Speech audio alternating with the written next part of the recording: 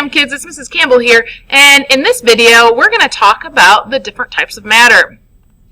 The main types of matter that we're interested in are pure substances or mixtures. Let's start out with pure substances. The purest of the pure substances are elements. What an element, the definition of an element is it's a substance that can't be broken into smaller pieces through a chemical change. Now that doesn't mean an element doesn't have smaller pieces, right? It has protons and electrons and neutrons, and that'll be a subject of a whole nother video. And same thing with chemical change. We'll talk about that in our very next video. But if I have this block of aluminum here, I can't heat it or put electricity through it and make it anything other than aluminum. All elements are found on the periodic table. The next type of pure substance that you need to know about is called a compound. And a compound is just a couple elements put together. So a compound is a substance that is a combination of two or more elements combined in what's called a fixed proportion. So for example, water is a good example of a compound. It's made up of hydrogen and oxygen, and there's always two hydrogens and one oxygen anytime you have water.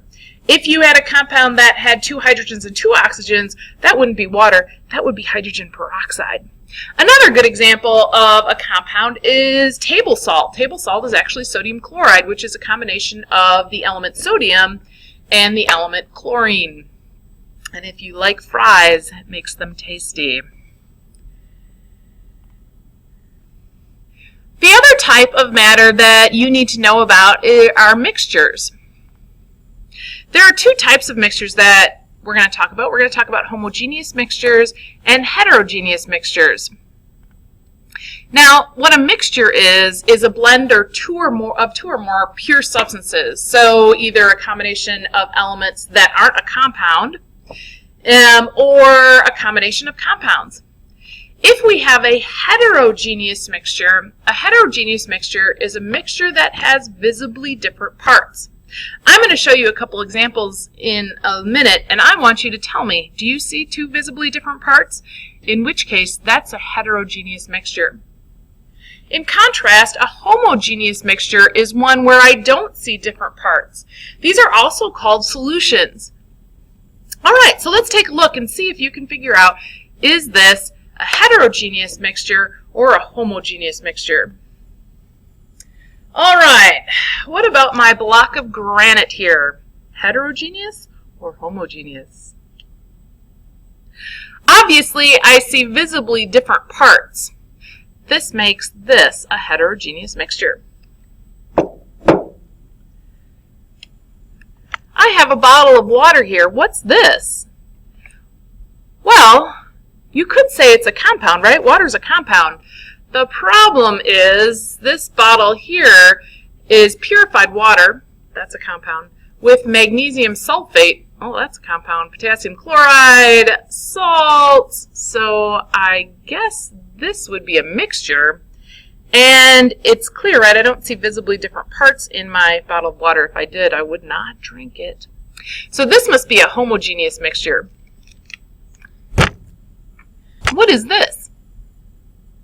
Well, remember from our density video, this is brass. And brass is actually called an alloy. It's made up of different elements, different metals. Because they're not bound together as a compound, this makes this a homogeneous mixture. I don't see visibly different parts in my brass, so it's definitely not heterogeneous, so it must be a homogeneous mixture. What about my coffee? I am a coffee lover. Well, this is definitely a mixture, right? Do you see visibly different parts? I don't. So I would have to say that this is a homogeneous mixture. All right, how about my Gatorade? Definitely a solution, and this is a solution of water, sugar, citric acid, natural flavor salt, sodium citrate, monopotassium phosphate, sucralose. Wow, there's lots of stuff in here. But I don't see visibly different parts, so this must be a solution, which makes it a homogeneous mixture. All right, last one. Let's see if you can actually see this here. Do you notice that there are two layers? This is actually eye makeup remover. And there is a layer of oil here on top and a layer of water on the bottom. Right? These have visibly different parts. In fact, if I shake it, you can see how cloudy it gets. And if I let it sit, it's going to separate into that layer of oil again and a layer of water. That makes this a heterogeneous mixture, visibly different parts. How'd you do? All right, let's talk about how to separate mixtures. So there have been a lot of development in separating out of mixtures. And what's really important when you separate out the components in a mixture is that you don't chemically change them, that you don't alter the actual chemical identity of the material that you have. Now, there are 4 different methods, and we're going to go through each of the 4. The first method is called filtration. Notice that our filtration uses some lab equipment here, right? This is a filter. And with the filter, you put filter paper in it and you pour a mixture. Usually this is a mixture that maybe has some solids in it. Like maybe I have some sandy water and I want the water, but I don't want the sand. I would pour it through a filter, and I could trap all those solid molecules in the filter paper themselves, and the water would end up in that beaker below. Another method is actually called chromatography. Chromatography is really interesting. What they do is they put these, they're like beads, and they have different diameters. And so what happens when I pour a mixture through them, the mixture gets separated based off size. So the ones that are the biggest molecules, they move more quickly and they get separated out first, whereas the smaller particles take longer. And so I end up separating stuff due to size of the molecules in my mixture. Distillation is another way to separate things out, especially things like salt water, something that has maybe a solid that's dissolved in a liquid.